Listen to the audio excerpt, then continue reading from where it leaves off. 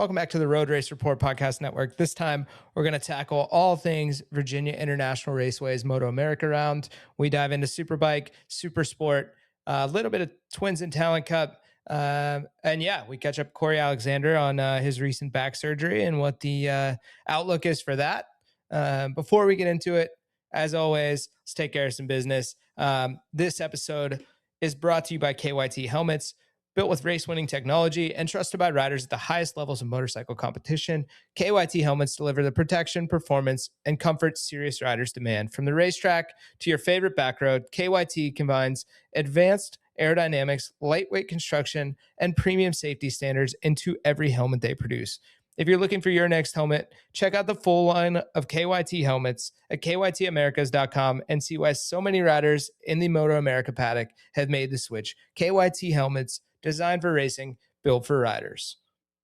This episode is also brought to you by Yamaha Champions Riding School and Champ U. Whether you're trying to shave seconds off your lap time, become a smoother street rider, or finally understand why the best riders do what they do, Champ U gives you access to the same principles taught to professionals and everyday racers alike. From vision and brake release to throttle timing and bike placement, it's one of the best tools out there for riders looking to build real confidence and real understanding on a motorcycle. You can learn more about Champ U and the full Yamaha Champions Riding School program at champu.org and ridelikeachampion.com.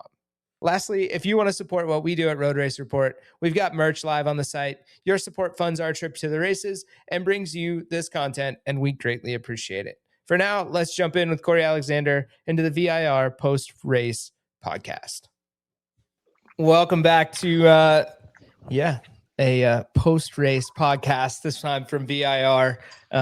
Dude, we haven't done one of these in a while. I've been sick. You guys have been kind of scattered. Who knows where Jimmy is at this point? He's disappeared into Europe. First off, we'll start with you.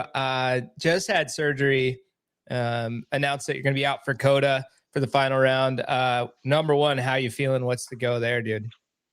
Yeah, I feel honestly pretty good, considering about a week ago, not so much. It's been a week. Today's Thursday, I think. I don't even know what date it is. It's been one of those kind of 2-week periods for me. But it's been almost a week, or just about a week since surgery. And pre-surgery was probably one of the most painful and difficult periods that I've had since I only could compare it to breaking my leg, honestly, the amount of pain, if not worse, just because it's back pain. If anyone who's had back pain, it's debilitating. So it was, it ended up kind of being an emergency surgery. So super thankful to just be walking, because there was a 4-day period where I was I couldn't stand, couldn't sit, couldn't really do anything other than lay down. So,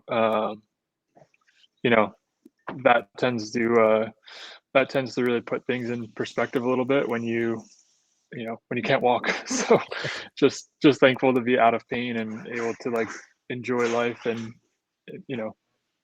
do normal stuff again. So a little bit of a long recovery, just because it's nerve stuff and can't really do much. Gotta kind of just let it rejuvenate on its own and not put too much stress into it. So I'm in no pain, which is great, but just have to let the nerves do its thing and kind of come back to life, and also let my discs heal. Disc in my back that they went in and basically cut out part of my disc, so let that kind of scar up and heal, so hopefully prevent it from happening again too soon. It's kind of inevitable that something's going to happen. Just once it starts going down that road, it never ends. But surgery went well, and 12 weeks or so we'll be able to ride again, hopefully. Nice. Well, dude, I'm glad you're all right. That's super scary surgery for sure, and kind of a gnarly little situation. So glad you're on the mend. Happy healing. I'm sure that meant that you were parked on the couch watching some MotoAmerica all weekend. So yeah, it was being on the ground. It was the number one. I think I said it a million times this weekend. Sound like a broken record, but it was super hot. There was something about it. Even Cam Peterson was I don't know what it is. I don't know what the difference is. It was just sweltering humid. And there was a lot of red flags, which meant guys were sitting stagnant in their leathers, and you could just see it like they would stop even at the podium.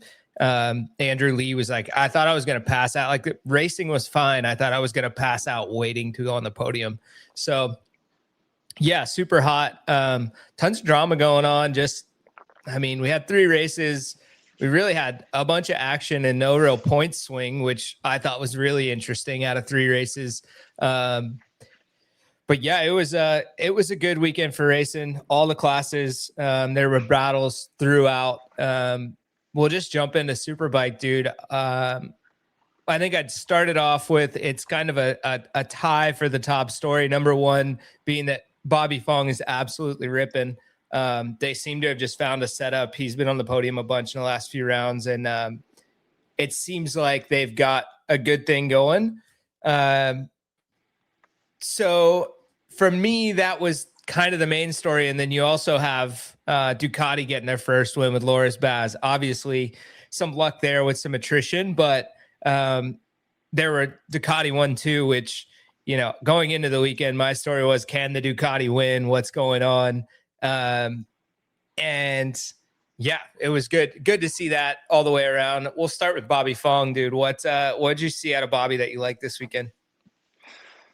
I mean, it felt like Bagger Bob was back a little bit, which was cool. Looked like he was comfortable on the bike. You can always tell, I feel like, when you watch Bobby, when he's confident and feeling good, because he's able to do things that nobody else really does, even on the same bike. So like watching him ride around Matthew and JD, like he just has the ability to get the thing to turn in a lot shorter of a radius around the corners. Like he's able to just hold such a tighter line and kind of put the bike in these really interesting positions and make some really aggressive passes without really sacrificing anything. So Yep. when you see that side of Bobby, he's like he's really there, and things are clicking. So it was definitely, crazy to see how things ended up unfolding in the end, because I think he would have swept it. But that's kind of how it goes. And I really like the three race format for that reason, because I think like it just, I don't know, it feels like almost like people were a little more dicey in a way. Like it's like they weren't sprint races, but it was almost like for some reason there was this extra layer of like just variability to it, I think, Yeah. and so yeah, but it was great to see Bobby back, and I think he looked like kind of Bob towards the end of last year when he was on his big run. So Yep. hopefully that continues, Yeah, into the end of the sure. season. It'll make the championship really interesting for sure. For sure, yeah. It was interesting even through practice and qualifying, being out shooting, and there was a group of us standing, and I think it's like you say like 5, 6, the first switchback section, and Bobby was doing stuff through there consistently where all of us photographers and videographers were just like, yo, did you see that? Like just getting drive in weird spots and wheeling over curbs, like almost like you see like guys in moto pre-jumping sections. Like he was getting the bike into spots where it was like, you can tell he's trying different things every lap and really kind of putting the bike where he wants it and seeing, what he can do to get a drive down the straightaway into 7. Like just watching that, we all kind of had a pause, which doesn't typically happen when we're out shooting, right? Like everyone's pretty much ho-hum, but there were 4 or 5 times throughout practice and qualifying where we were all just kind of looking at each other like, yo, did you see that? So yeah, you're spot on there. I think for sure. Just he's able to almost kind of like Matthew was doing in the first 2 rounds. Like you can just tell he's getting the bike into where he wants it. However it gets there, doesn't matter. Gets it up, gets it off the corner, and goes. So it's yeah. I think also the kind of your point, like traction. Obviously, VIR is very very slick, especially in those conditions, and it seemed like that was kind of the common theme throughout the whole weekend, and that's why like you saw Richie up there a little bit more and stuff like that. I think the bikes that were able to just find a little bit more traction and longevity in the tires made a big difference. So, but whatever Bobby was asking for out of the bike and whatever Richard and those guys were able to give him seemed to really click, and that was, I think, probably the most obvious difference for Bobby, other than like how he was riding and his comfort level. It just seemed like the bike was just working much differently to everybody else. Like especially Matthew, his bike would be spinning sideways from like the 10th lap on and really not going forward. And it seemed like Bobby could just get the thing up, and probably to do with a little bit of how he has it set up to turn a little bit sharper. He's able to get like a little bit more turning done earlier in the corner and just kind of get it up and driving out. Where it seemed like everybody else was just riding on those drift bikes. Yeah. Yep. That's what it looked like. It was fun to watch. It was cool to see everybody sliding around, and it's kind of interesting in terms of like when you add that little bit of a challenge to it that slows everybody down just a touch, how much closer the field got. Race one, dude, there was a group of like, I want to say it was 7 of them for the first half of the race, right? Like we were finally getting that group that we know is capable of all running together. And we've just had that unfortunate, like 3 or 4 guys break away pretty quick. But I do agree with you. There was a bit of an equalizer, given that it was so slick. It was definitely interesting. Yeah. What makes you kind of wonder or wish like maybe it's time to kind of just slow them down a little bit, make things a little bit closer. Yep. And then all of a sudden you get guys like Ben Smith and Richie back up there, and unfortunate for Hayden that he wasn't able to really capitalize because he seemed to just have a horrible weekend. But yeah, dude, I didn't get to talk to Hayden much. Every time I saw him, I could tell he was boiling, and I was just like, you know what, like you're running a team. You know how it goes. You're running a team. You're also like trying to be the rider. You're trying to, be involved in everything. And I just kind of was like, yeah, buddy, keep doing your thing. Good luck to you. Yeah. Yeah. Those are hard weekends to watch from home because you kind of know, what they're going through, with those crashes every time the bike's tossing down the road, it's, you're adding up the money. For sure. For sure. One thing I will say, we were talking about the spinning a bit. It surprised me that SDK wasn't, like, their bike's been really stable all year. It surprised me a bit that he wasn't further up until we arrived at the press conference, and we were like, where's Sean? And he was already there getting his arm pump worked on. He was battling hard. I think I even posted one of the photos in the Sunday roundup of photos that I post of him, just even the Olins guy, just during a red flag, just trying to work his arm out. He was fighting bad. So I think it was a damage limitation phase. And I think he was kind of approaching the weekend that anyway, because the Yamaha's traditionally so strong there. And I mean, outside of race 3, hitting the deck, and fortunately for him, and fortunately for the championship, really, like, the top guys hit the deck all at once, and we got a neutral points net out, and never want to see it. But at the same time, with the championship as close as it's been, it's like, all right, it's a net. But yeah, I think SDK limited the damage a bit. I mean, he was riding well, but just wasn't able to kind of have that pace at the end of the week or end of the races. Yeah, it's interesting. I didn't know that he was having arm pump issues again. I mean, I think it looked like he was riding as hard as he could. I don't know if that bike had much more in it to run with the Yamaha. So good on him for sticking it out. If that was the case with the arm pump, it seemed like a few people had that issue, and I know, like, that track is ridiculously tough for that. Like, you go through those S's after the hill, you go up and you go through those S's, and then you go to the top of the hill to try to grab the brake in there after you go through all the switchbacks. And it's like, by the end of the race on a super bike, you're like, if you're going to get it, that's where it's like, you're barely getting your fingers to the brake lever by the time you got to run off the throttle. And it's brutal for whiskey throttle. You're like, because you got to go when you see them like wheelie up over that curb before they go up to the top of the hill. You're trying to open your hand up to go wide open, essentially, and you go straight from that to the brake lever, and like, that's where you have. I've had a few of those moments where you get up in there and you're like, just barely in the nick of time getting to the lever. So for him to be able to run third, pretty much, I think he was third place guy no matter what happened. It seemed like he was gonna end up kind of in third, maybe second, if things shook out the way they were, wanted to in his favor. But it was really good for him. I was kind of curious.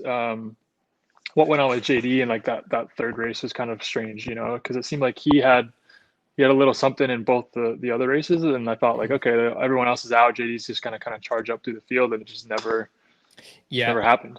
Yep. I don't know. It's hard to tell. I didn't get to chat with him.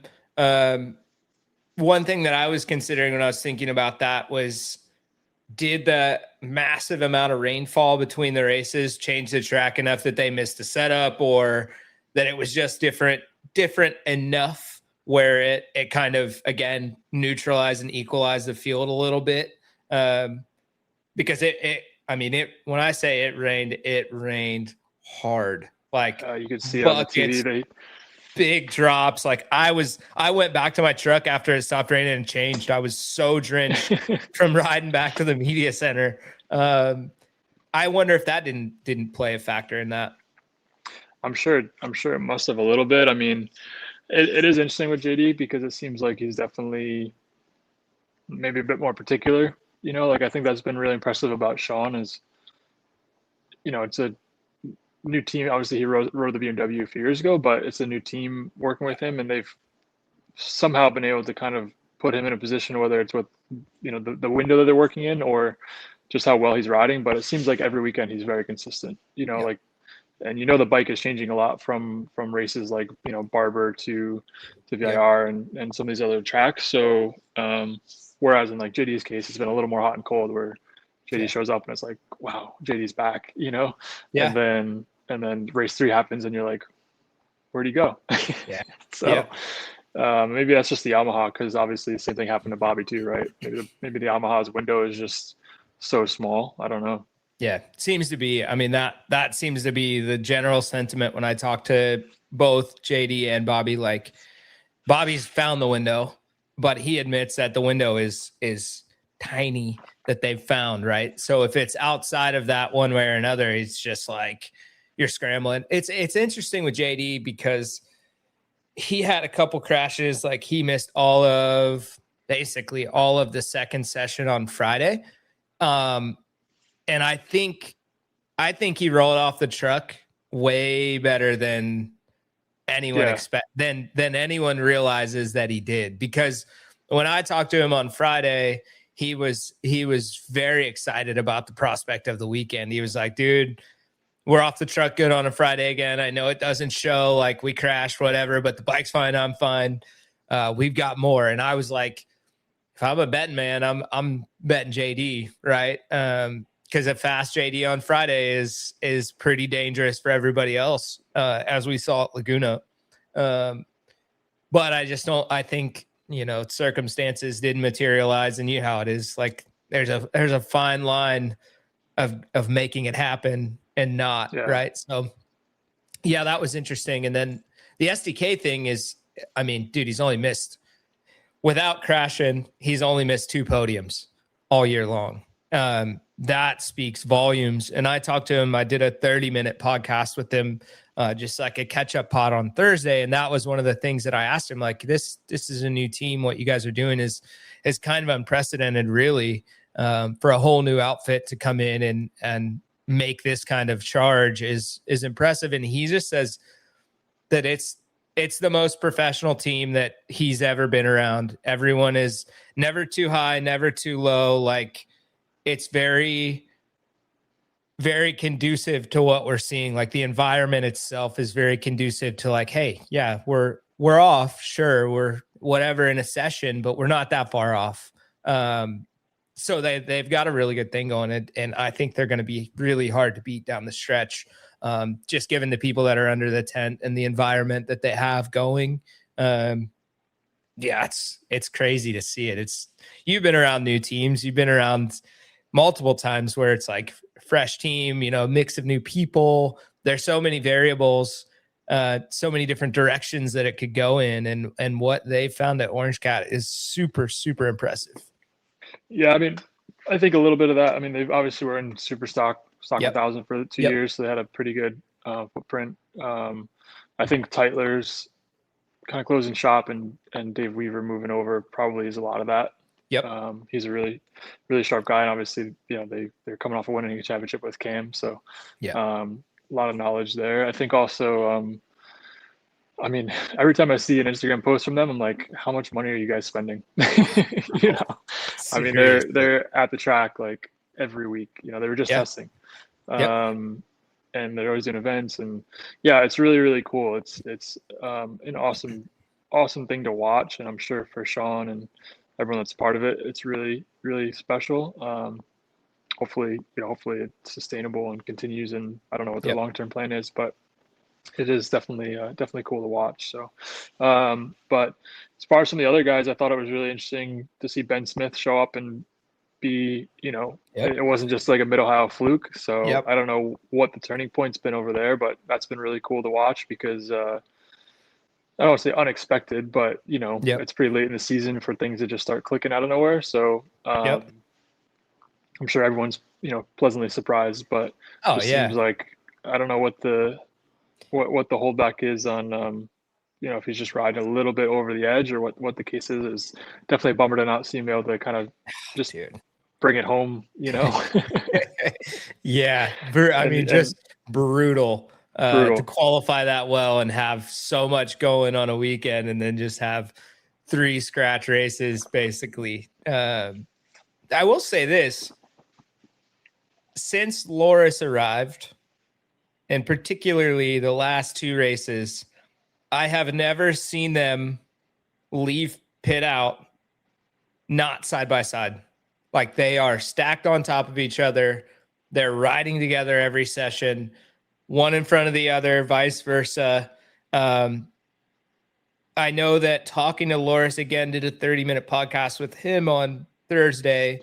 And the last thing I asked him was, hey, like, tell me about Ben Smith. Tell me about, and he's got nothing but respect. He says he's riding well. He says he's, absorbing information. And you got to, well, you're a taller guy. You know this drill. Like they're pretty similar in size. The setups are probably pretty similar. And he's riding a lot like Loris when you see them side by side or following each other. Right. So I wonder if that's not a factor.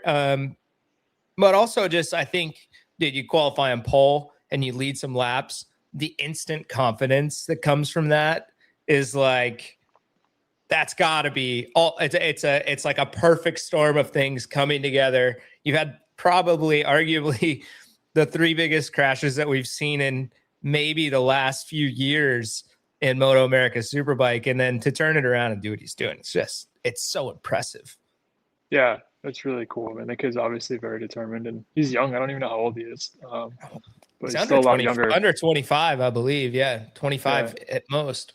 he's a lot younger than people realize just because he's been around for so long and he's been riding big bikes for so long. So um, it's definitely cool to watch. And that is a good point about the Loris thing. I'm kind of curious to know if Loris's pedigree kind of forced the team to make some changes to the bike and setup that they wouldn't have Mhm. made if they had a Cam or somebody smaller stature wise on the bike. So it's very very possible. I also know just from experience, like when you're in like that sixth to 12th place pack in Superbike, like you ride so much harder to try to close the gap to the front guys, and the hardest thing is understanding that it's not actually really riding harder. It's just kind of changing the way you ride to ride a little more, almost like efficiently.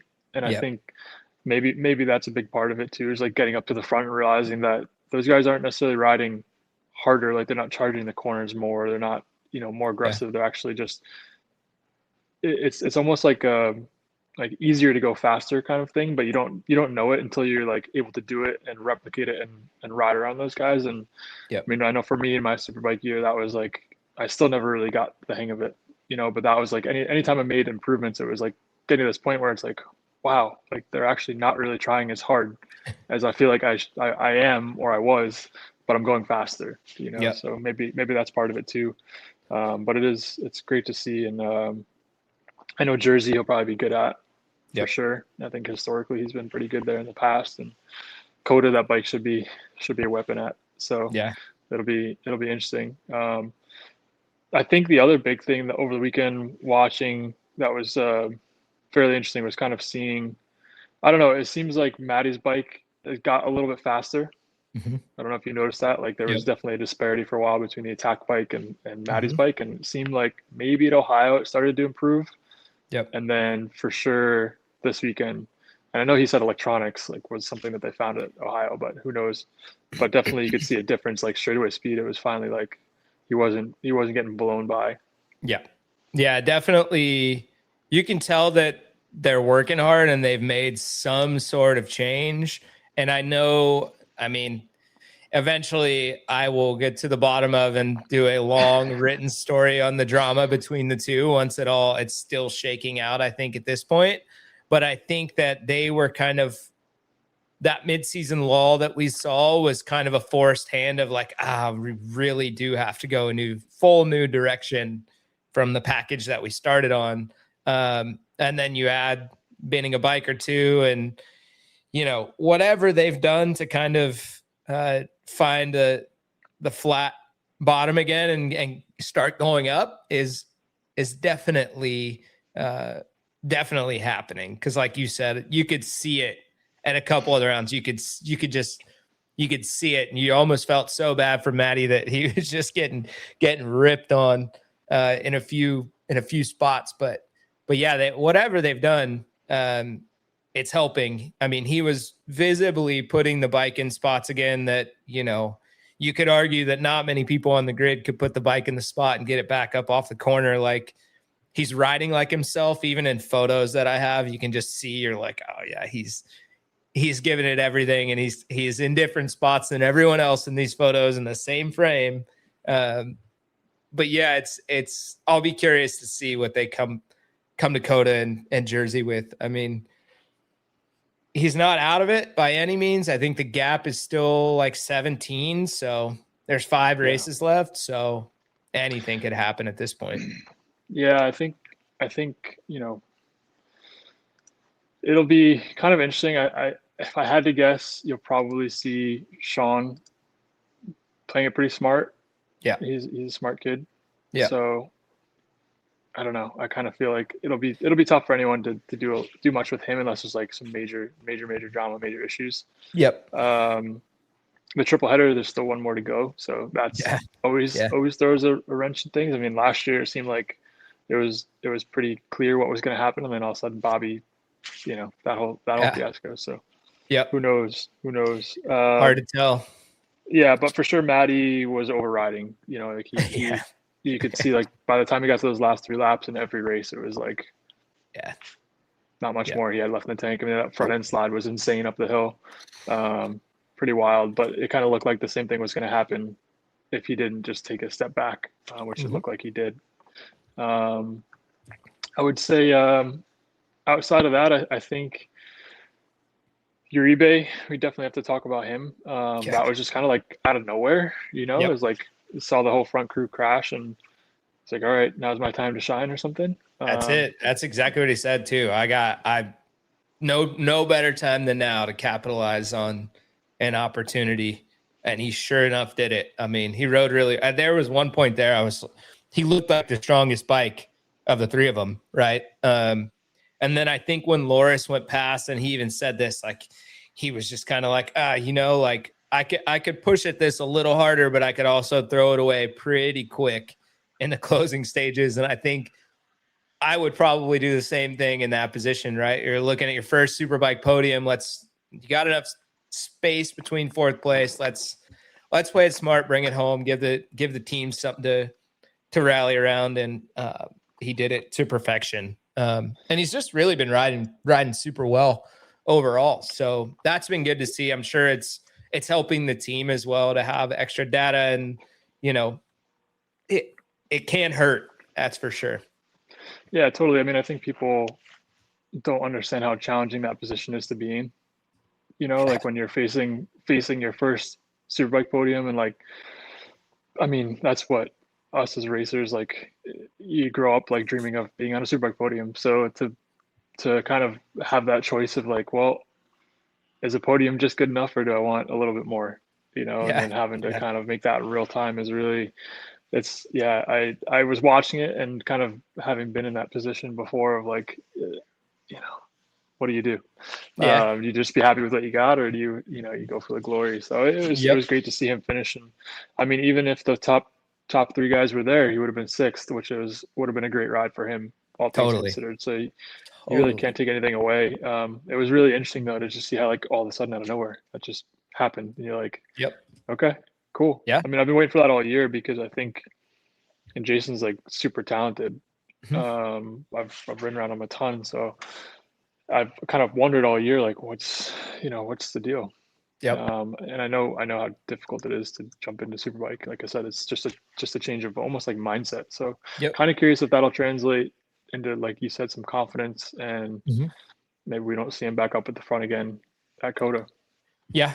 Yeah. I wondered the same thing. I think, look, realistically, he still beat JD Beach by a good margin. He still beat Hayden Gillum, Brandon Pash, Ashton. I mean, you run down the list of like, yeah, okay, sure, 4 guys were out, but it's definitely one of those things where he can look at the numbers and be like, you know what?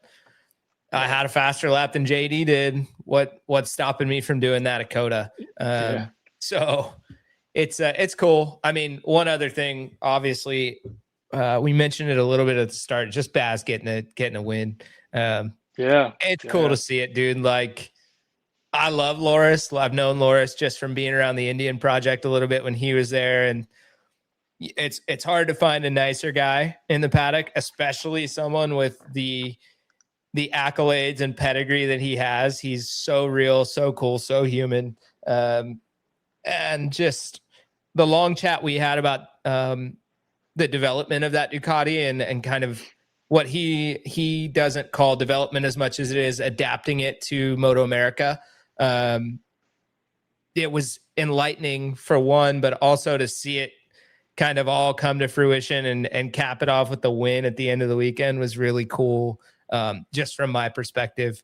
But yeah, I think he's been just off the podium at almost every round. I mean, the Ridge was kind of a scratch because he busted his shoulder and threw a couple bikes down the road. But outside of that, his late race pace has been super, super, super enlightening. And I think, you put Cam back on that bike, knowing that it's capable of the late race pace that it's capable of. And I mean, it's dangerous for anybody, for sure. Yeah. Yeah. No, it was great to see Loris up there. I think I was actually texting with him a few days ago now, but he's just, I think he's at a stage in his career where he's just happy to be on a bike. And, when they come like that, when you kind of don't expect them, is such a good feeling.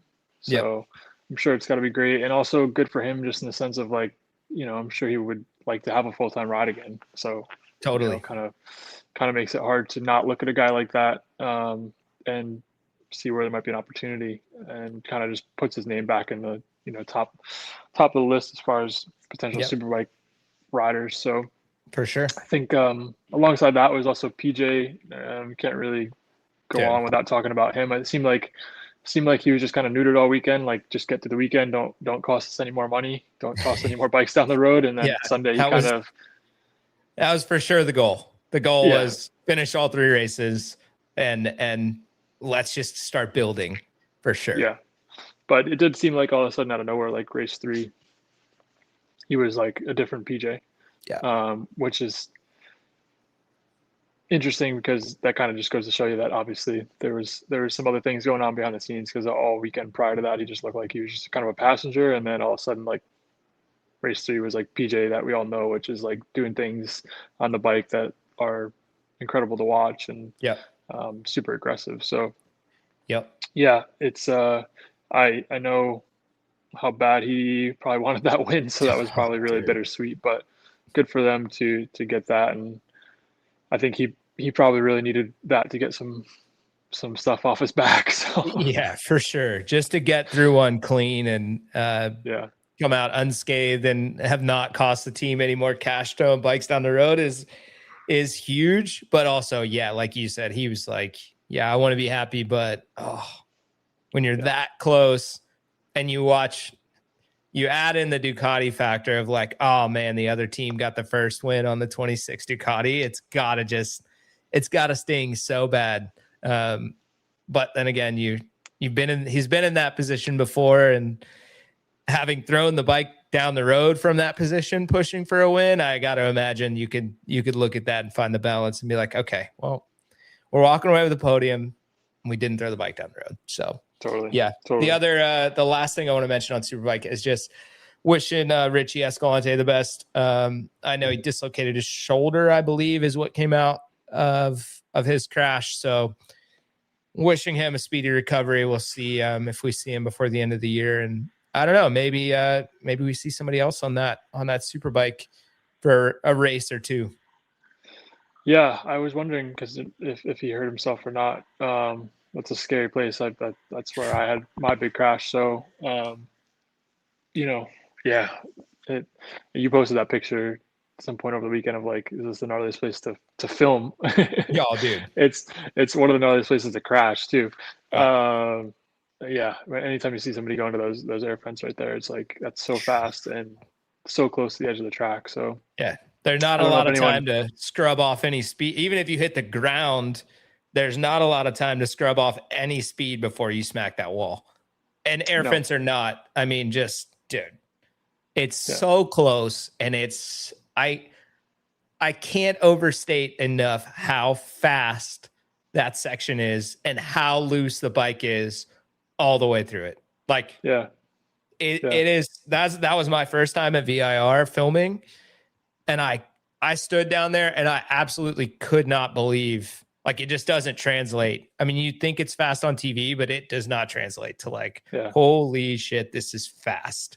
And then to see him crash there, it's like, whoa, dude. It's the top of third gear on a Superbike coming out of there, So I don't know if anyone ever actually caught what happened. I'm kind of curious to know. I presume probably some water sitting in those curbs finally got him. Which was like, watching it at home, knowing how much it rained and knowing how hot it was and how much stuff was probably starting to come up out of the ground. It was I was actually more surprised you didn't see more stuff like that happen because there's so many cracks and there's so many curbs that you run over at VIR. But everyone seemed to luck out other than Richie. So definitely seems like every time he gets going and gets some positive momentum, he just takes like 2 steps back. So it's definitely frustrating. And I've actually spoke to him quite a bit about just like, where his head's at for the future and stuff. And he's such a talented guy. It's like, totally, one of those things that's, you have to wonder if you put him on a Yamaha or a Ducati or BMW. Like, I think his style on a BMW would be insane. Right. What's possible, because obviously you see Sean doing it, and him and Sean went neck and neck, toe to toe for that thing. That thing. Yep. Yeah. So, anyways, that's Superbike. I think. I don't think we missed anyone. No, I think that's the bulk of it right there. Again, 5 races left, 17 points between the top 2. Bobby Fong coming on strong. I know I laughed. I think we could post the clip as I say this, but I filmed it in the press conference. Bobby was like, I got nothing to lose. I'm out of the championship. And Sean's like, bro, come on. Like, what are we talking about? You're not out of anything. So I mean, there's definitely still opportunity. I mean, look at race 3. There's plenty of things that could happen in 5 races. So totally. I think it would have been cool to see him win that last one and kind of see how much that tightened things up, and would have definitely made the championship race a little more interesting. But still, like you said, still a lot more to go. Yep, totally. Super Sport has been. We haven't done any post race on any of the last races, but wow, what a grab the popcorn and sit down and watch type of class we got going between Bender and Heron. And then now we have we've thrown Josh Hayes in the mix. Josh Hayes gets his 90th AMA win. And I think it was there's an account, Meatball Flag Media or something like that, that posted today. He is the one of only 2 people in FIM history to win an FIM sanctioned event over the age of 50 years old. The other guy is a trials rider that got one at 58. So, oh really? Yeah, I feel like Jeremy's got to be up there too, I would think, right? Oh he's yeah, had to have won some races. That's for sure, right? Did he win a bagger race? Because that would put him into. Well, he won some hooligan races for sure. Yeah. So, okay, I gotta look into that now. Yeah. Yeah. Plus he just Yeah, won. I dude. guess I don't know if the road stuff's probably not FIM at all. Yeah, maybe not. Yeah. Maybe not. But So, anyways, no, it is a crazy stat. It's pretty insane. dude, I think he had Like the pace in the dry. I'll start there. I think he had the pace, and he even said he was excited to go into race 2, knowing that they had found a little more. And then obviously the rain comes, and he just flat out gets it done. yeah. Yeah, no, it's so impressive to watch. And so interesting to watch just because his riding style is so much different and his approach is just like he's still kind of the same as he Yeah. was when he was winning superbike races, like the way he just goes out in any condition, any time of day, and just puts his head down. Um, for sure, those BPR bikes, like whatever Bryce has figured out on those things, though, are just, I mean, because Yeah. Brendan Kettleson's up there too, you know, Yep. and they definitely have made some forward progress, and Mhm. um, I know how much time Bryce spends working on those things. So like I think just as much credit to Josh for being at his age doing what he's doing, like also to Bryce for giving him the package. And Yep. it's not a factory effort, like it's a privateer team. So yeah, the combination of the two is just so impressive. And even if he didn't get that win, just the weekend he was having was like incredible. Yeah. To be battling with you know basically Josh Heron, who's Josh, in Yep. of itself, and then Darren Binder. It's like kid just came back from racing the world championships this whole time to battling Josh Hayes at 50 plus years old. It's like Yeah. doesn't even make sense, And Yep. then you listen to like JP announcing, and you're like JP's basically the same age. Like JP could be out Yeah. there, Yeah. like Totally. you start thinking about all the guys that could be out there at that age that are that have done it over the years, and Josh is still there. It's like, oh my god. Yep. And we always talk about it too, because like my wife at home is like, Josh is he should just retire. It's like there's got to be a little kid that could use that spot. And I'm like, you don't get it, man. Like if the little Yeah. kids aren't beating the old dog, like What are they we got to keep, doing? yeah, they got to keep working at it. Yep. Yep. So it's And to and that point, look what he's done for Kettleson. Look what he's yeah, done for that BPR team. I mean, look, don't get me wrong. Bryce's drive to make that thing work is what's helping. But you got to imagine all of that knowledge that Josh Hayes has in his experience has led to great things for that program across the board, right? totally. And Yeah, Brendan Kettleson is using all of it to his advantage to put himself in the right spot to then eventually get a podium, right? Like it's yes, in a way that seat should go, but like you said, if those guys can't beat the old dog, then you better keep sharpening your iron against it, right? Like yeah, no, exactly. I mean, I think like you look at Blake Davis, he's on the same bike, mhm.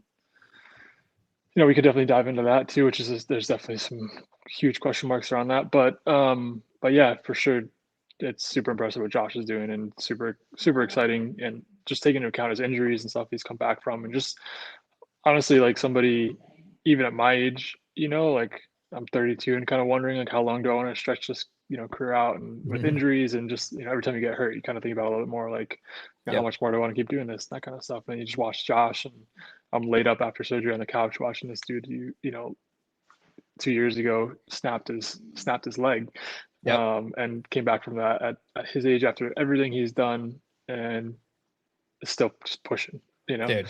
Um, in some ways, it's like it's inspiring. In other ways, you're like, wow, that guy's fucking nuts. You're out of You your fucking know? mind. Yeah. Yeah, Yeah. And what's crazy too is like, I won't say exactly what happened, but he told me the story of what was going on with his back at Laguna. I didn't know And, anything. Yeah, he had an accident is what he said. And if that story does in fact come out of what happened and how bad it was, people's minds would be absolutely blown that one, he was there riding, and two, that he goes on to win. I mean, the dude is 50 years old, and what happened to him was like it could have been very, very, very, very, very bad. And to see him show up and ride, but also then to see him just continue to push through it and go on to win a race in the same season is like, yeah, what the hell? So he was, put it this way, he was black and blue from his kneecaps to his middle of his chest. No shit. Yeah, dude, gnarly. I'll try to get him to tell the story at the end of the season and see if he'll just tell what happened. But yeah, you just can't imagine it. But yeah, that was like around July 4th weekend. So you know how it goes when you're that black and blue. Seriously, something's happened. So yeah, kudos to him, dude. He's so gnarlier than I think most people even realize. Yeah, sure, he's 50 and winning, but to be able to keep yourself in condition to do that and keep the mind sharp to do that is really, really cool. Yeah, I mean, like if it was as hot as it was, coming from what you're saying, you know, around those dudes who are, you know, a third of his age, and they're complaining about it. And he didn't even look tired half the time. He took his helmet off. He was just chilling, you know? Yeah. So yeah, Mississippi Madman, right? That's his nickname. Yeah, that's it for sure. He is an absolute madman. We'll talk about Bender and Herrin. Bender goes 1-2. Herrin has a tire issue. They chose the wrong. They basically just, Josh said it in the interview with him. They were adamant that he go out on the reins, and he didn't want to go out on the reins. And they went out for the warm-up lap, and he came back in and basically had seen that Hayes and Bender were both on slicks, and he was like, just put him in. I don't care. I'm not, this is what we're doing. Executive decision. And he missed the window and starts from pit lane. Bender did something similar, but he only missed the warm-up lap. So he started from the back of the grid, not from pit lane. Similar issues, similar realizations in real time. Obviously, very hard to make those decisions, especially not being on track and not seeing the track. Yeah, but it seemed like the calls came from pit lane, and the guys both went out. We're like, nope, this is not going to be a wet race, and there's not going to be enough water to keep the life in these tires. I gotta switch. So kind of a wild circumstance for the points leaders, and they end up going 2-4 in that race. So Bender just ekes out a few more points. It's going to be dire straits here for Herrin, which could be interesting to watch. Yeah, definitely. I mean, I think, you know, Bender obviously doesn't have the track experience, so it was kind of probably relying on his team a lot to make the decision, and ultimately came down to what he felt after he went out there. I think in Herrin's case, you know, definitely interesting just to kind of hear, I think, you know, kind of the inner team dynamics, because, you know, there's 3 riders into that tent. So when you're in those situations where everyone's kind of scrambling at the last second, like, people don't understand the chaos that goes on when you have, totally, you know, when you have 2 riders, but let alone, you know, 3, and everyone's got their own opinion and is doing their own thing, and you're watching what this guy's doing, but your crew chief says you should do this or whatever. It's utter chaos. Spees under that tent that's like, nah, you should do this or that. And so you get this mix of chaos of like, well, the 3 riders want to do this, the 3 crew chiefs want to potentially do that, and then you add the big guy over the top, and it's like, oh, dude, you can't even imagine the tense moments that happened in those scenarios where it's like wet or dry. And you have what settings do you have? You know, do you run the full wet setup, or do you run a you know, intermediate? Did you change the shocks? Did you change the springs? Like, you know, is the slick, you know, set at the right temperature and right pressure? Like, it's just, there's a lot that goes into it that people don't realize in those moments. And so definitely can see where tensions were probably pretty high for everyone on pit lane, but especially the Rahal crew. So it was impressive though to watch Herrin work his way back up through. And there was a time not too long ago where I think Herrin would have went, you know, kind of nowhere in those situations. Like, he was not notoriously aggressive in the mixed or wet conditions. So I honestly didn't think he was going to get up that far, and he did, which was which, you know, in some ways it keeps the championship alive, which was good. But it's kind of a similar thing to Superbike, where it's like this crazy turmoil, crazy drama, but the championship didn't really get affected by it. Yeah. So Yeah. it was kind of like, you're like on the edge of your seat, but then you're looking at the points and you're like, this didn't, in the end, it just kind of ended pretty close to how it would have ended anyway. So Totally. Totally. a little bit anticlimactic in that sense, but yeah, I think Fun to watch, no less, right? yeah, exactly. I think the craziest part of that whole race for me was Cameron Dunker. Had he been on slicks, I think he would have been the guy Yep. to maybe go with Josh. Hmm. I mean, the fact that he made those reins last as long as they did, I don't think people understand how hard it is to ride on reins when it's fully dry at that Yep. pace. Yep.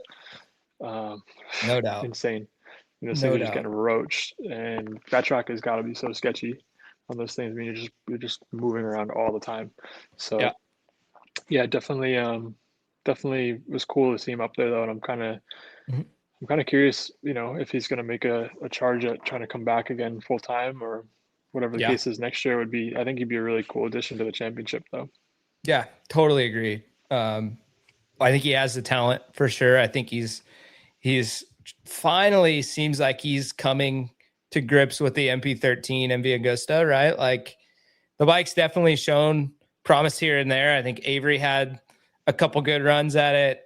Joe Lamandry's been consistently around the top 10. I think he ended up yeah, it's just been it's it's interesting for as many as they've thrown down the road in the last few rounds that those guys were in the fight. I know uh, Melissa, I stopped and talked to her. I think it was either Friday night or Saturday night, and she was like, "Yep, running out of radiators. I don't know why that is the part that keeps breaking. They've been through like 3 manufacturers scrapping the last radiators they can find, and then trying to get as many salvaged as possible between the rounds." So uh, a tough go for MP13 at the moment, but Yeah, I do think that bike is fairly capable. Just what I've seen so far. for sure.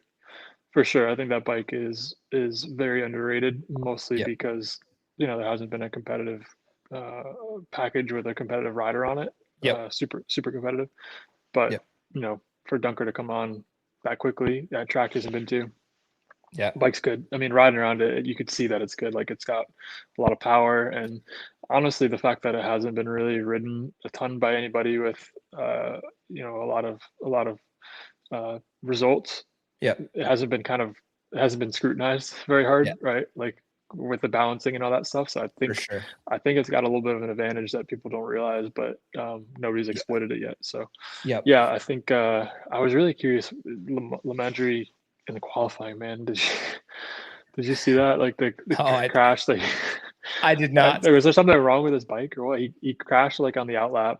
Yeah. They red flagged it, brought it back in, fixed it, went back out, and then Crashed. crashed. It was like a span of 10 minutes. I didn't see either crash. I was shooting, but he crashed. It was literally on the watch, was within 10 minutes of each other. Two pretty big ones. So, Yeah, yeah. oh, But did he? Didn't he? But then he got back up, right, and yep. crashed again. Oh, I don't know if he crashed the third time or not. I I don't don't know know. either. But either way, the first two, I'm like, is there something wrong with this bike? Because they were both very weird crashes. Like Yeah. they were weird rear end, like almost like he had a cold tire on or Weird. something really strange. Or yeah, just the way Yeah. I they went. mean, you got to figure, right? You crash that many times and throw the bike down, you're going to run out of things, or things, like tires are a great example of that. Okay, how many tires do you have on the warmers? How many warmers do you have? You got 2 bikes, your small team. What are we working with when we go in for the third reset? Yeah, there Yeah, could well, I be mean, a you only get so scenario. many, allotment wise. Usually, you can Yeah, only true. run 2 in a session. So, Yep. but nonetheless, good to see them up there. I was really excited for Demario. Dude, he was You know, ripping. yeah, that's my old girl, and his crew chief was Brian that I worked with last year, and that was his kind of first dive into super sport last year, Yep. and I know they've been having a little bit of a go at it. This season's been tough, and Yeah. just trying to kind of communicate with each other, and get a young kid like Demario, who's 17, to be able to give feedback that's like really applicable, Mm-hmm. and also And also just, these super sport bikes, people don't realize how many things you can change. Yeah. They're mini super bikes. So it's like, when you're a young kid who doesn't know what different offsets and cups and links and, how to explain what you're feeling and all this stuff, it's like, it's really difficult. And Yeah. even for us last year, that was our biggest, we kind of just went circles and circles with the bike. So I know they've done the same, and it seems like they finally have figured each other out a little bit and figured the Hmm. bike out a little bit to give him something that he likes from what I've talked to him and Brian about. But Yep. yeah, really good to see him up there. He looks super comfortable for the first time, and it looked like honestly it was coming pretty easy for him. I do know he was struggling with arm pump too, though, right? Yeah, he was for sure. I do think you're right though. Like arm pump aside, he finally had something under him that it all just clicked, and he realized within the first few laps that he could compete. He's like, all right, I'm going to the front. Like, I'm just going to send it until my arm runs out of steam or the tire falls off. Like it's go to, and he really didn't. Like the fall off wasn't even that bad. And Hayes even said in the press conference, like, that's a breakout ride because he was there and he was riding with us and he was comfortable and looking like he did in the Twins Cup, right? Like it's clearly in there. And like you said, it's the jump from I thought about it as you were saying that of like that Robo Aprilia that he rode Twins Cup in, they probably didn't have to, and you really can't, but they probably didn't have to do much to keep him in a comfortable window, right? The class is competitive, but not like you're dealing with when you're trying to get from 5, 6, 7 to that next group, especially when that group involves the 4 or 5 ish riders that it contains. Is they're getting the maximum out of it, and if you're not able to translate what you're feeling and what you want, then there's just no way that you get Yeah, there. So yeah. um No, and you've seen those swings with Heron, on a weekend when they've shown up this year, and he hasn't had the settings in it that he likes, yeah. because they don't have the notes from Warhorse, obviously, Hmm. so they don't know what he liked. But he's been around long enough to be able to kind of steer them in the right direction before the weekend's Totally. over. Where Totally. when you're that age and you don't have as much experience, you spend the whole weekend chasing, and then you finally feel like maybe a little progress, and then the weekend's over, and you're like, well, we're starting all over again next weekend. Yeah. The other Until thing you, the other thing with that is like, and Hayes said this again in the press conference. I asked him what he sees um, out of Heron and Binder, and he's like, "Look, they're very similar, but what they're able to do is put the bike in positions that I would never be able to recover. Like they just are able to get the bike in spots and scenarios and situations where it's like 99.9% of people wouldn't be able to do that. So how much of that lack of, you know, setup notes and things like that Heron may or may not have, how much of that is he able to just go, it's a super sport. I'm just going to twist my wrist and get after it, and we'll figure it out as it comes to us. Like that's just experience, right? So it's cool to see that. It's kind of something to marvel at that I don't think people really realize is like what Hayes and Binder and Heron are doing is really intriguing. From like they go out and send it and find their way to the front. Based off of knowledge and experience and being able to come and make one change that can, get them a half second here and there. It's so cool. yeah, no, it is, and having a good team around is a lot of that too. So, Yep. um, but yeah, I mean, outside of that, Kettleson was really cool to see him. The kid's super talented. Anyone Yep. on the West Coast that knows him, I know he's been kind of a sleeper all year, but Yeah. anyone who's seen him ride on the West Coast, like Yeah, the dude. kid does stuff that's incredible, and he gets pretty loose, So I think keeping that contained a little bit has probably been part of his thing, is finding the balance between Yep. being as aggressive as he can be and Yep. also just being smart and not crashing. And he's in a weird position. I think people probably don't realize with that ride, right? Like it's not like you know, he's not signed on as a paid rider. There's probably some people behind him who are making that whole thing happen, and obviously Bryce is a privateer and the whole thing. So it's like the stress of that in itself, of like, knowing you got people behind you that are spending a lot of money on you, and what happens if you crash and throw the thing Yep. down the road, and so on and so forth. So there's a lot of weight that is on your shoulders, especially when you come off all these expectations of like you're a big deal in California. Yeah. Um, but then you show up in MotoAmerica, and it's a little bit different. So he's finally kind of proving himself, which I'm sure that'll just snowball. And if the kid can just show like what he's capable of on the West Coast at a MotoAmerica round, I think there's no reason why he's not a top three guy personally. Yep. Like just Yep. seeing what he's done, so really cool for him. Really excited for him. Totally. But yeah, Blake Davis, I think, is probably the biggest thing that I'm like just every weekend I'm so puzzled by. And it wasn't Mhm. really until this weekend watching where it kind of dawned on me like, how much do you know about um, the effect of the relationship change with attack on Blake's program? Because I know everyone's talked about it with Matthew, but Yep. did that affect Blake's program? Because I don't know if you noticed it, but it seems like Blake's bike is not fast, Yeah. especially in comparison to Bryce's bikes. Yep. So I'm kind of curious if you know anything about that, and if anyone else has kind of thought about the fact that was Blake's engine program also affected by the split from attack this year. I, in all of my conversations with both Blake and his dad, who is his acting crew chief, right? Like, I have not heard that mentioned once. The swing arm and getting comfortable with the setup and finding the window has been what I've heard. But it's interesting because they tried a few new parts. I want to say it was like links or something with the rear end to get the swing arm working better. They went to Jersey, did a test. Chavi rode the bike, rode with Blake. They found something. They came to Virginia, Blake's home round, and they thought, oh, this is it. We're good. We're back. And then it just wasn't the same for whatever reason. That was the extent of the info that I got, but I have not heard at all anything of attack being mentioned. And I haven't necessarily asked outright or asked about the motor package. It's kind of just been placed in this box when I chat with them about, just getting feel and getting the setup right, getting the balance of the bike to where he feels comfortable. You know, the swing arm change has made the bike nervous and twitchy, and he's not gelling with it for whatever reason.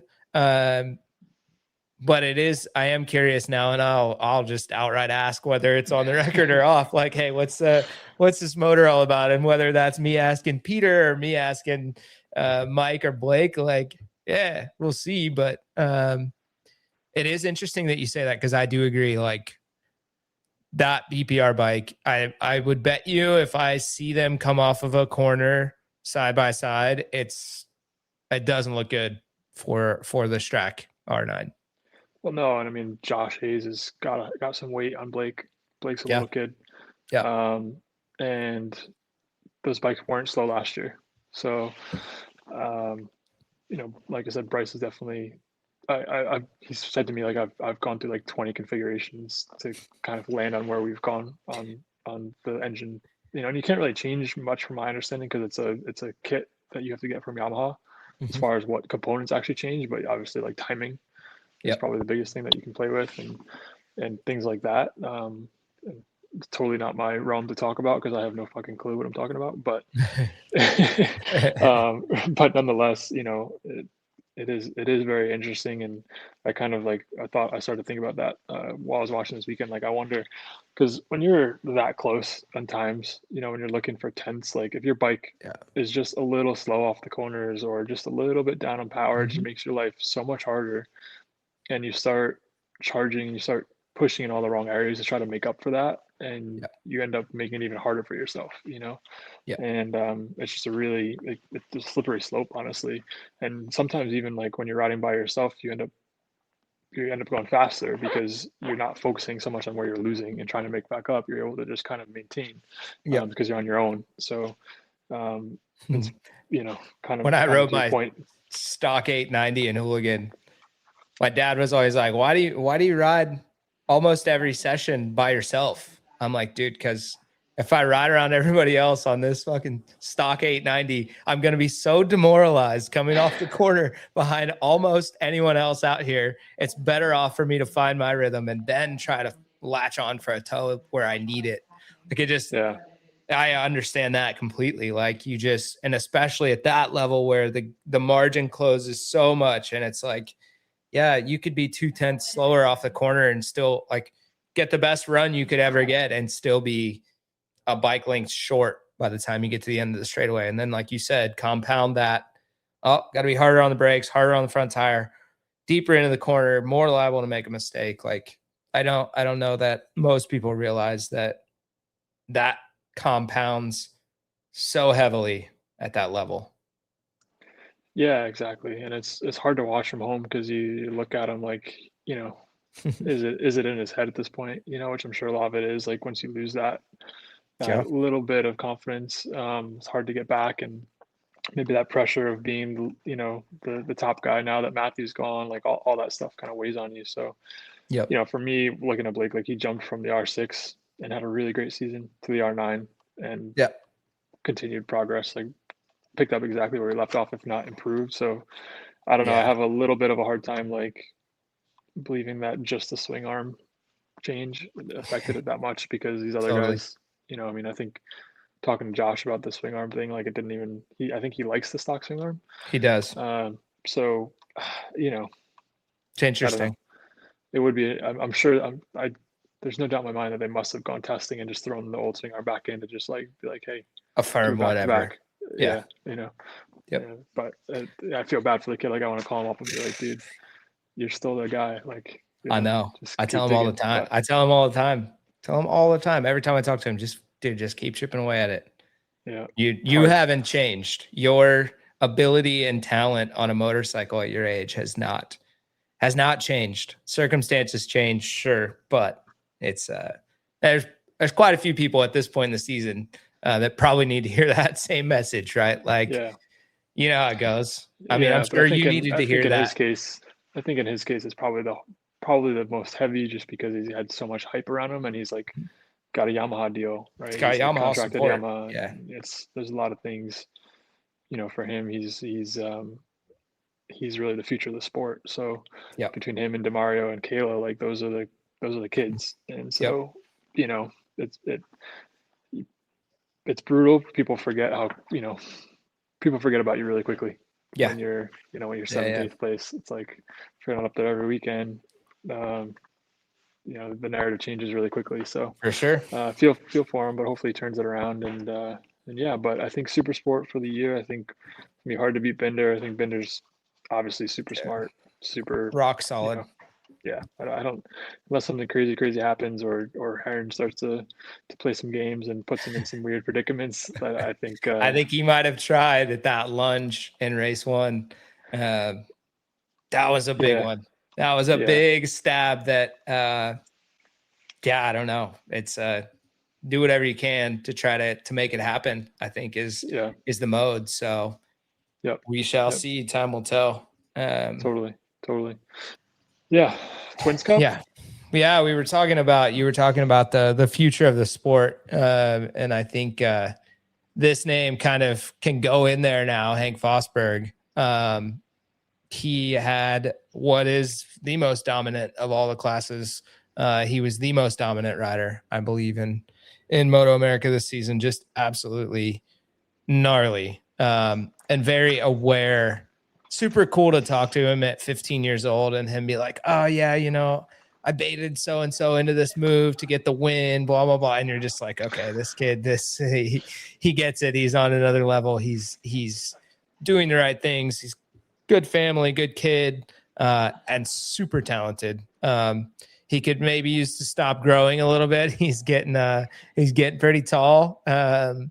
But that said, he went 1-1, wrapped up the title. And yeah, just super impressive all year. Gonna go on to ride, I think in 2 weeks. He's got a world super, what do they call it? World Trofeo. super, yeah, the Trofeo Cup. So yeah, dude, looking forward to seeing how that goes for him. But either way, super impressive all year long.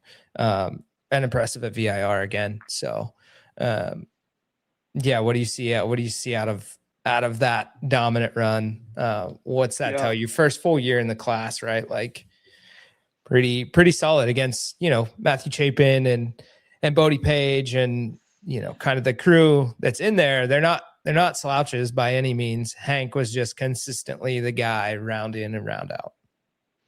Yeah, no, I think he's definitely seemed like he's all around, like really got a lot going for him. Seems to like interview really well, is well spoken, good looking kid, like just kind of has the whole package. So I think, yeah, I mean, I hope MotoAmerica gets on board, and that's like one of my biggest gripes that they don't do a good job at, is just making stars out of like these younger kids. Yeah. And kind of picking and choosing and like telling their stories and getting people like really hooked into them early on. Because I think he's a great opportunity to do that. Definitely seems like the best rider on the best bike in the grid. Like I was watching, kind of really the first time I paid a lot of attention to Twins Cup this year, just because you guys see the results, but I haven't really watched a ton of the racing. But definitely seems like the road bike is still got the wheels. Yeah, for sure does. For sure. And VIR is always a little bit tough because that last corner makes such a big difference on your straightaway speed. So if your bike isn't super dialed on that downhill section, it ends up really showing in your straightaway speed. So you can't always say it's just the bike, but it did look like in the battles he was in, it all looked like he didn't really have a problem going around anyone on the straightaway. So kind of interesting to know the inner dynamics of that whole class and like how balanced it is, and really how much the bike makes a big difference there, because there's not a lot of the kids on Aprilias, right, so much anymore. No, not so much. Not like it was, at least. So but I really like him. I think the times too, I think watching Twins Cup was really interesting because they were doing like 30s. Whereas Super Sport times were pretty much, if you were doing, what was it, 26s was like the top three. Everyone else was like 27s, low 28s. So they're not that far off really, and it's just in some ways like I wish that there was more opportunity for kids to get on 600 sooner. Is where I'm going with that, because I think it'd be interesting. It'd be interesting to see a kid like Vosberg on a 600. I think he has the potential to be like another DeMario. For sure. So they ended up doing 29 fours in qualifying. It's 29.4, 29.6. So there you go. Pretty impressive.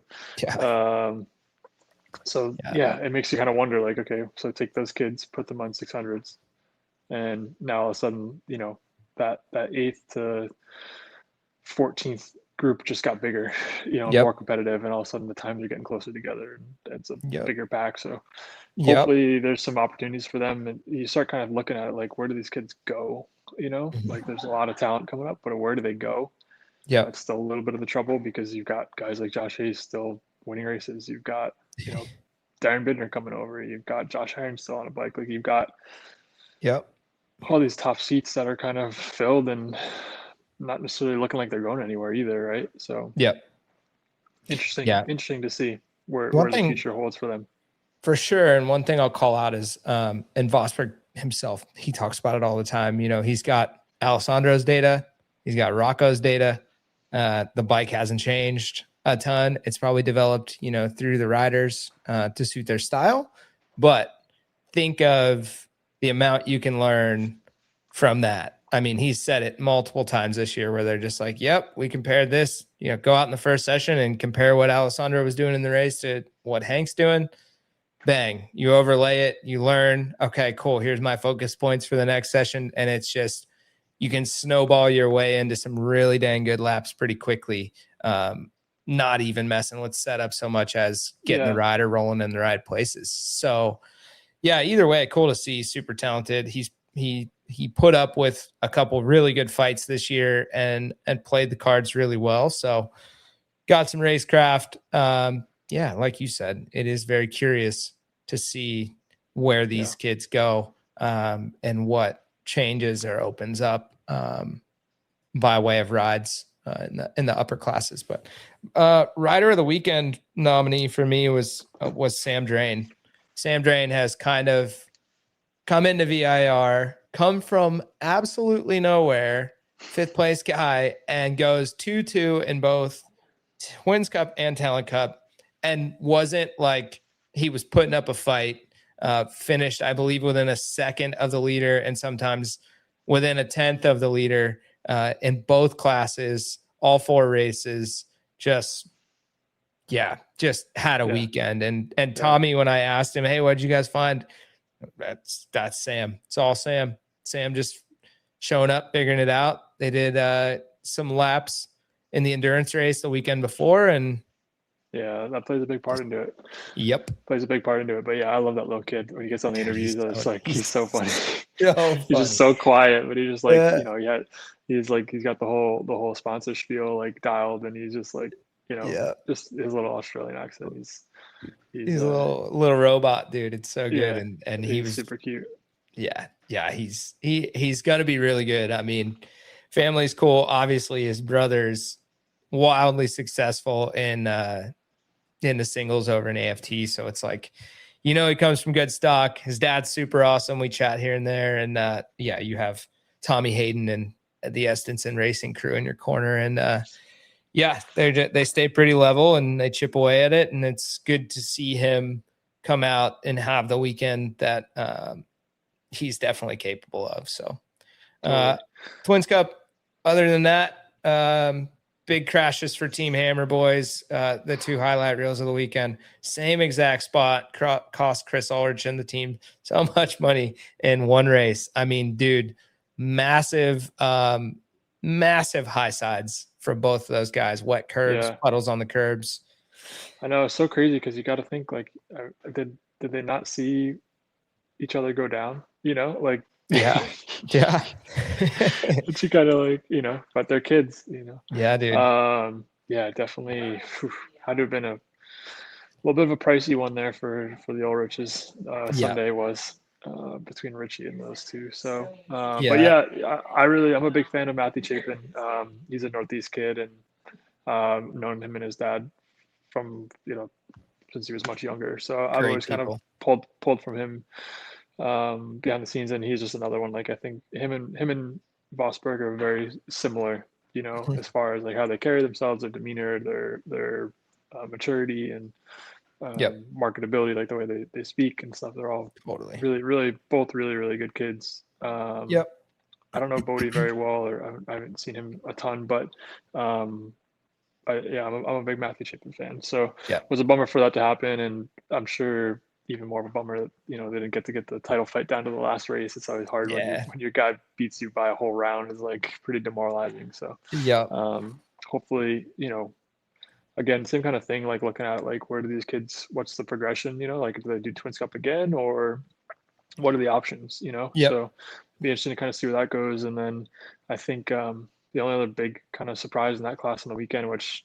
the internet warriors were in full effect talking about how MotoAmerica is doing MotoAmerica stuff, and let the prototype Kramer 790 in the class, which I mean, honestly, all those bikes are pretty much prototypes, with the exception of that of the Aprilia. That's the only one that's kind of like its true stock form. The rest of them are like totally not very close to stock. So no. It's cool to see though. I think Kensei is a talent, obviously. So totally cool to see him in the class, and and mixing it up at the front. Yeah, and interesting for Kramer too, because like I don't know what's going on with Kramer. Obviously, the whole KTM thing is kind of like put a big question mark on the whole company, right? So it's kind of like, are they pulling out? Are they putting more in? Whatever. So it's kind of nice to see them actually putting a little more in and putting the bike on the grid. So angling for something else, something different. So yeah, I think it's cool. Yeah, totally. And good for Kensei, right? Like, get your feet wet in the Twins class. Who knows where his future leads? I know he will have the tryouts through either this or through the LATAM championship that he's leading right now. So yeah, it's it remains to be seen if he's here next year or not. I think he has the talent. Him and we'll switch to Talent Cup while we're talking about him. Him and Nathan Gauker as well, both have the talent, and I think they have, opportunities on the horizon just based on the fact that they've been overseas racing and they're kind of earmarked already, just from being in front of the right people. So we'll see if either of those two end up overseas next year. But Nathan put on a show again. Him and Sam made a plan to check out in Talent Cup, and they executed to perfection. I think both races, they were separated by not much time. The one came down to the last lap, the first one, and then the second one, I think he had a little bit of a gap, but yeah, they smoked the field by 15 to 19 seconds, I think was the two different margins. So yeah, Nathan's, he rebounded really well from a very tough round at Laguna. That just, he gave away a heap of points to Kensei. So, but yeah, Talent Cup was, we'll see. I think Coda is going to be a different story. We had a 4-rider battle there at Coda. I think we'll have 4 and maybe 5. You've got Derek Sanchez, who's been sniffing the heels of the front group a little bit and mixing it up, as well as Nathan Betancourt had a really great weekend. Qualified, I believe, on the front row. It was 3rd or 4th. Can't quite remember off the top of my head, but yeah, another rider in the mix, another 2 riders really in the mix. And then, a couple kids just off the back of that. So we'll see, man. I'm a fan too of Derek Sanchez. He rides with me the Supermoto track over here every once in a while, and so he's loose, but he's definitely he's so talented loose, kid, and I just these young kids, man, it's just I want them all to have opportunities. It's cool to be around them and cool to see like how much they're putting into it and their families are putting into it, and also kind of a little bit like, I don't know, say nerve-wracking, I guess, for them in the sense of like knowing what the future holds or not knowing what the future holds for them. But they're all really good kids, and I don't know, do you know what's up with Talent Cup for next year? Haven't heard, said much? Haven't heard a word, haven't really asked. I figured next, that's where I'll kind of start at the next round, is just kind of poking and prodding. Hey, what's the future look like? Whether or not, I mean, a lot has been said about the Talent Cup over the last 2 seasons, but it's regardless of whatever argument you want to make, I think it's put kids in a good position to fight. It's given them a class to ride in a MotoAmerica that's controlled in some way. You can argue one way or another about the bikes, but they're there, they're making an effort, and they're doing everything they can to make sure everyone's got what they need to fight with. And I think the bikes progressed. There's still chatter. You still hear that, but there's a lot less chatter for those guys than there was even just a few rounds ago. I think Kensei and his team have figured some things out. I think obviously Nathan's found something. So the bike is developing slowly but surely. But yeah, we'll see. I haven't heard anything yet, but I'll dig around come Coda, that's for sure. So. It'll be interesting. A lot of different things I've been hearing in the just about next year stuff, just like different tracks going away, things like this. So we'll have to get into that once things seem a little more concrete. But that's really it, man. I was honestly glad to be watching that one from home. Dude, it looked like a long hot weekend and stressful too. So it was. I do love VIR, but I was glad to be on the couch watching. Yeah, it was hot from start to finish, morning to night. Yes, a good weekend amidst. Let's put it that way. We survived. We're on to the next one, which I'm sure will be just as hot down at Coda mid-September. So we're preparing. Other than that, dude, look out for may try to do some live shows from the track at the next 2, trying some stuff out maybe for next year. Got some interesting conversations going. So may try to do some live shows, see what it feels like, see what it looks like. We've got a little bit of time now to work on that. So we'll keep you posted. Maybe I'll wrangle my injured pal Corey Alexander to do some morning morning shows with me at Coda or Jersey. So you be at Jersey? Cool. I don't know. We were just talking about it. We'll see.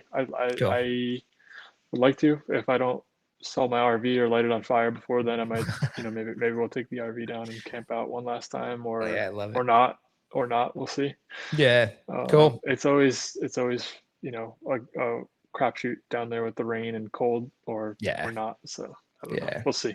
Well, sweet dude. Happy healing. Hopefully, we'll see you at Coda. And thanks for joining, and thanks to you guys for tuning in.